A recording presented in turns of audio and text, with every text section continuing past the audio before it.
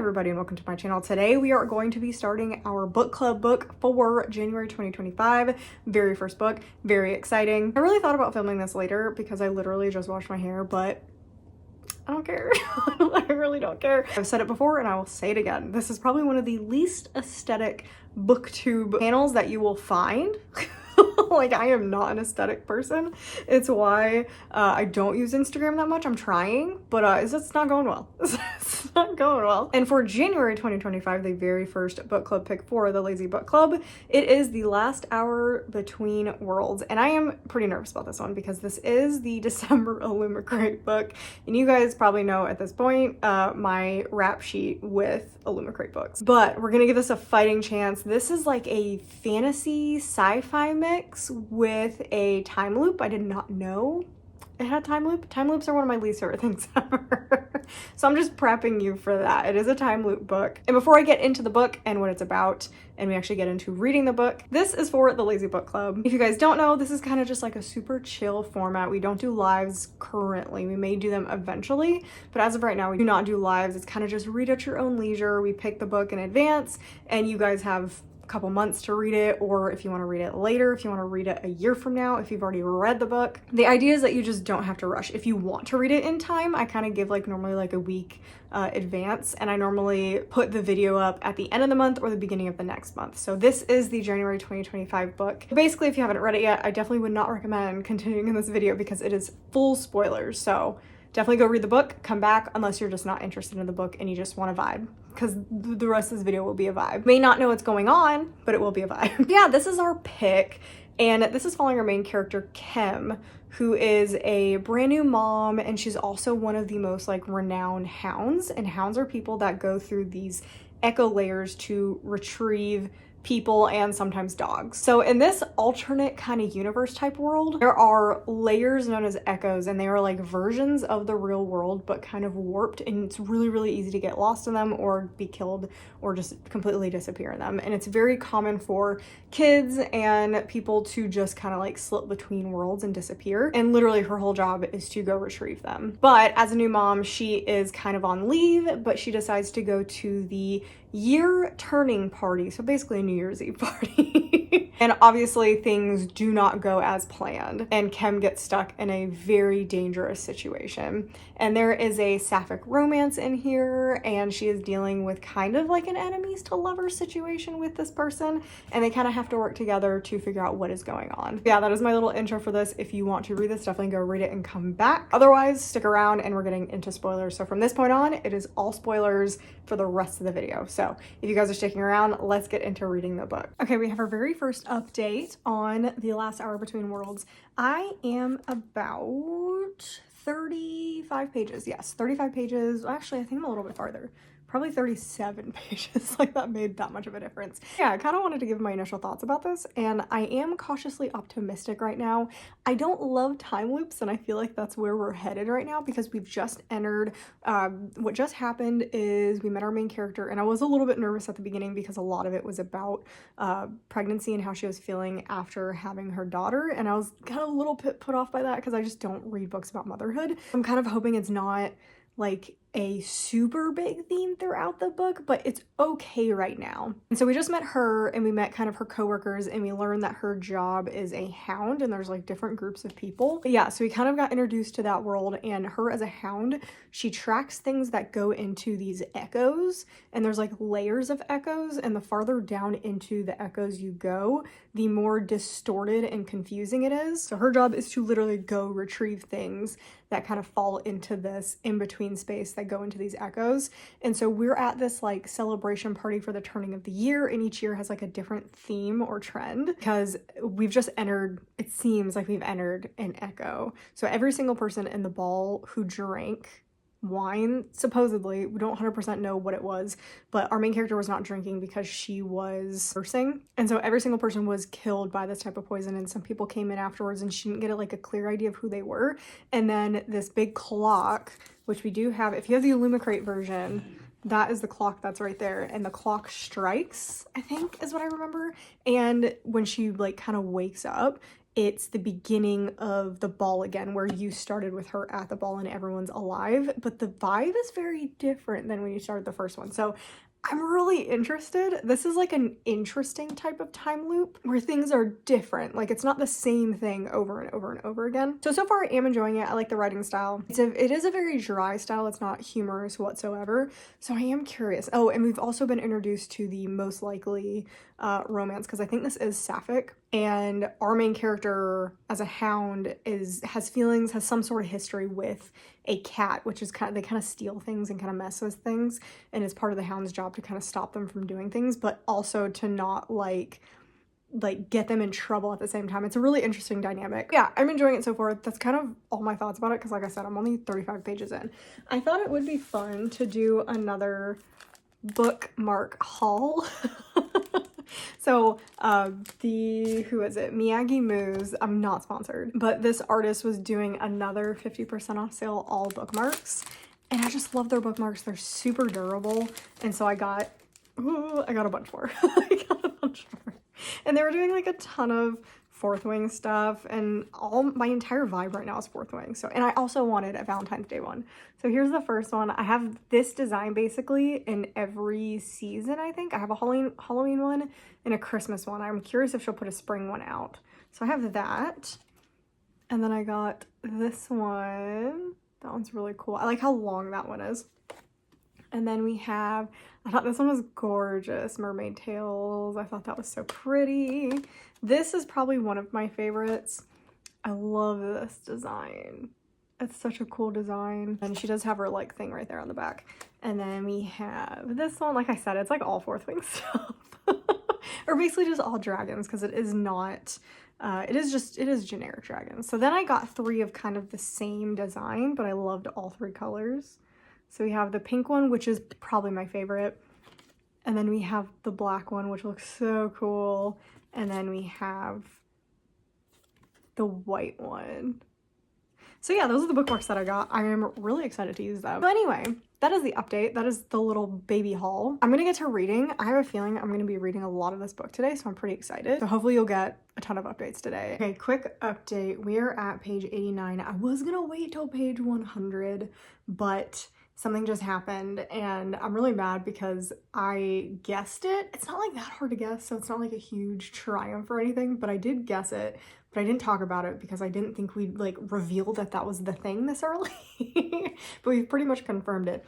Also, I am sorry if I repeat anything from the first clip. This is definitely one of those books that is so like fluid in the plot that it's kind of hard to tell like what happened in what section. Like I'm definitely gonna have to, I feel like, update every echo. I feel like is the best thing, because we just got moved into the 3rd echo, and my guess was, so we finally looked at like the clock and it was on the 2 o'clock position, and obviously I feel like it's pretty obvious that the clock is going to show which echo we're actually in, and that is why I'm confused. Okay, so she had a discussion with Blair. So Blair is one of the librarians or whatever, is working with echoes, has echo knowledge, and is an echo born herself. Her grandfather was a full echo, and so she's got a blue eye. My god, this book is convoluted. Like trying to remember everything, I'm just like racking my brain to remember everything, because so much stuff has happened in the 50 pages that I've read since I updated. But we have found out that we are basically falling through this enormous hole in between Prime and the echo layers, and apparently there are 11 echo layers and then the void. So I am curious about that, because when Blair was talking about it, Blair figured out that we were in an echo. No one else like can like recognize that that is happening, and you can't talk about it with anybody else. There's like a curse thing going on that's making it so you cannot talk about it unless you are aware. And so we talked to Blair, and Blair is just really smart. So Blair figured out that we're in an echo, and she was talking about the different layers of echoes, and she said that there's Prime and then 11 echoes that you can go through, and then under the 11th echo is the void. So I am a little bit confused about the clock, because the clock has 12, obviously it's 12 layers, but we're only on, like when we're in echo 2, we're on the 2 o'clock. So I assume, we haven't seen it yet, but because we just got into echo 3, I assume when she looks at the clock in echo 3, it's gonna say 3. So does that mean when it's on the 12, it's going to be in the void? Is that how it's going to work? Because we didn't have a spot for Prime. Prime was basically... See, that's why I'm a little confused, because Prime would have had to be at 0 then, right? Like, that's confusing, because we didn't look at the clock as far as I'm concerned. I have to, like, go back and see when because, like, she touches it, and that's why she's able to tell where she is and what's going on, is she got part of the magic, like, in her blood system, I guess, and it seems like she made a blood pact with the Echo relic. Oh my god, I sound like a crazy person. It's like a pretty crazy person talking about this book. So I am a little bit confused about what is going to be on the 12th clock strike. I feel like that's got to be the void, unless I just like am totally misreading it.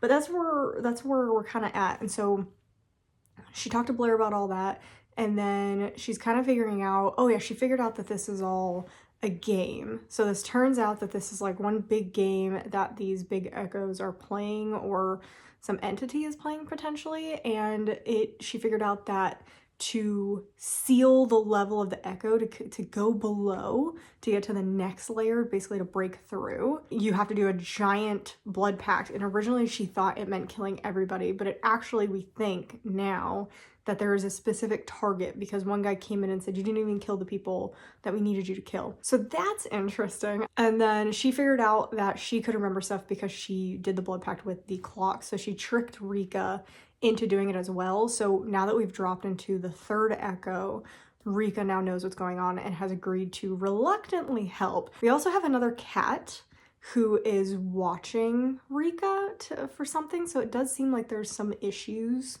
that are going on, so we're still trying to figure out that as well. Oh, and it's the convergence. That's what's going on right now, is there's like a convergence of the echoes, like they're layered on top of each other, and this is why there's an ability to drop through all the way down to the void. So there is a group of people who is trying to basically burrow through the echoes to get to the void, to like release them through this huge gap out into Prime. What I was afraid of happening is happening.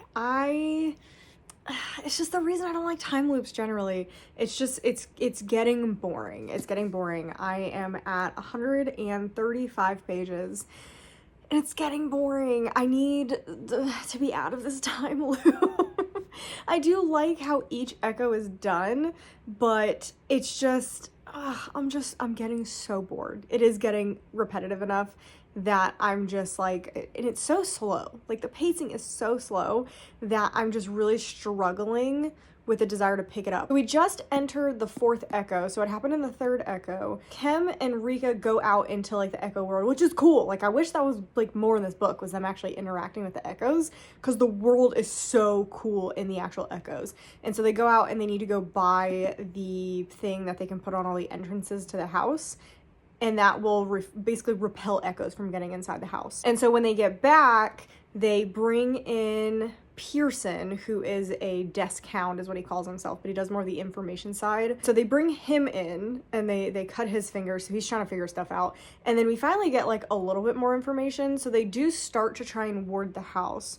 But it's a massive mansion, so if you don't get all of the entrances or nooks and crannies, something is gonna get in. So they get about, I think, half the house warded, because I was like, how is this gonna work? Like, they're barely back in time for like the end scene.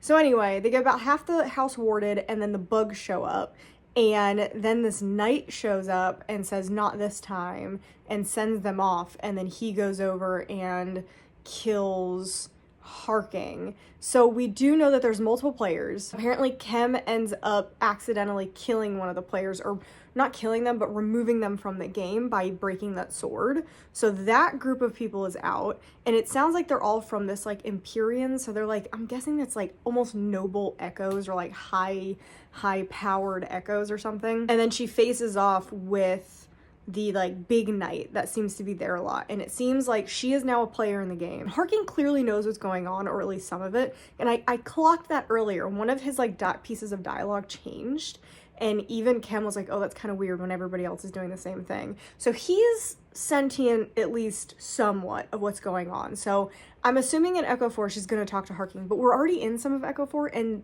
they haven't talked. So I'm actually almost through Echo 4 now that I'm thinking about it, and she hasn't talked to him, which I don't understand. Like, that would be the first person I would go talk to, because he gave clues that he knew stuff that was going on. So I don't understand why they're not immediately talking to Harking. So in Echo 4, we found out that if you have been brought in using the magic of the clock, like if you're aware, then you don't change at all. So Pearson got hurt and stayed hurt into Echo 4.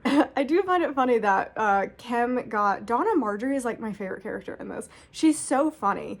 She is getting everybody to play a game by stomping on the Beatles. So they're kind of trying to actively get rid of the Beatles, which whoever that one is. And I think that's about it in 4 right now. Again, they are running into each other. And I really feel like I should be way farther into the book by now. Like, I'm only 35% into the book, and I feel like I should be at least halfway through. Also, there is way more pregnancy and baby talk than I am personally comfortable with. It's not overwhelming, but it definitely is like this major point in the book. So I don't love that. So I'm just very torn right now on this book because I think it's good. But for me, the pacing is just all off. Like, this could have been done in a very interesting way. But I feel like that's on me for picking a time loop book and not realizing it was time loop. So I'm hoping just something more happens, just something different happens. In the middle of, I think we're on Echo 7. Yeah, I've just kind of lost interest, like, completely. I don't know what it is. Like, I don't know what it is about time loops, but I'm just, like, not loving it. I'm just... If I was reading this just myself and not for this book club, I would DNF it. I'm not going to because number 1, book club. I'm gonna try not to DNF anything this year for book club. I also am curious about the ending. I personally think that this should have been a novella. Like, yeah. I feel like making the Echoes 12 deep so that we'd have 12 time loops is just it's a lot. It's a lot for what this is and the scope of what the story is. I feel like we only really needed like 4 Echoes. What I honestly wanted in the story, I want it to be a novella because I think it would be really cool as a novella, but I also don't want the time loop aspect. I actually would, like, the world is so cool, like the Echoes and stuff like that is so awesome. What I would have preferred is Kem getting a job to go retrieve a kid or an adult or somebody. Maybe one of the like council members went through an Echo and she has to go retrieve them. And I would love that. And then Rika shows up because she has like an alternate mission, and that way it would have the same interactions like as in this book, but we wouldn't have that time loop aspect. I don't care. Like, that's what we've gotten to, which is really unfortunate because, again, I don't think it's bad writing. I don't think, like, the world is really, really cool. The villains are really interesting. The characters are pretty interesting, but I just, like, because of this time loop, I'm just getting so sick of it. I'm so, like, annoyed. And even when we get to something that is outside of the time loop, I just don't care. Like, I don't care. I'm so sad because, like, I feel like this has so much potential to be so good. I'm actually getting a lot of the similar vibes. Like, not a lot of it is very similar, but I'm getting a ton of similar vibes to Even Though I Knew the End. This is a sapphic romance relating to like A Deal with the Devil, but it's like an alternate world kind of like what this book is. So if you're enjoying this, I actually would recommend trying this.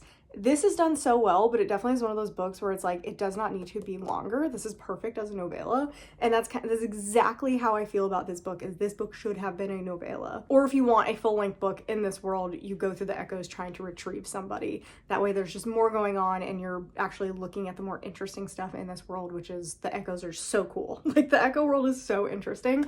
Or we could have been following a smuggler going through the worlds, because when she talks about the smugglers, it's just so interesting, like the marks that they leave and how they like do things. That would have been so cool. Like, I would have much rather follow a smuggler doing stuff, and maybe make Kem a hound, keep her a hound, and then Rika's a smuggler and they have to work together. That would be really cool. So there's just like so many different alternate things that could have been done with this book, and I feel like the route that was chosen, for me personally, because I think a lot of people will like this book, for me personally, this is the least interesting route we could have chosen. So the chapter that we're currently on, I am like 58% into the book. I don't know. I had to switch to audiobook because I didn't want to read it anymore. Like, I didn't want to read it anymore. Every time I picked it up, I'd read like a page and then put it down. So I have switched to audiobook, and I am redoing some of my shelves in the rooms downstairs. I just found out that the clockmaker is an echo of Emmy, which I don't know how I feel about that. Like, I was surprised, but it didn't like hit me like how you want to be like hit when you get such a reveal like that. So we're continuing through the book. It's taking me so long. It is not helping that we are literally in the middle of Onyx Storm release week, basically. Yesterday was Onyx Storm's release date. So I am trying to do my reread before my books get here because supposedly my deluxe edition is coming tomorrow and my Target exclusive edition should be coming, oh gosh, it said Friday. It was supposed to get here tomorrow, but we've had snow and it's going through a big patch of weather in North Carolina to get to me. So under a weather delay, which really sucks. I hope they don't lose it in the weather delay because sometimes that happens. So out of all the books that I have, so Iron Flame, Golden Sun, and The Last Moment Between Worlds, is that? No, that doesn't sound right. I don't remember what the book's called. What's the book called that we're reading?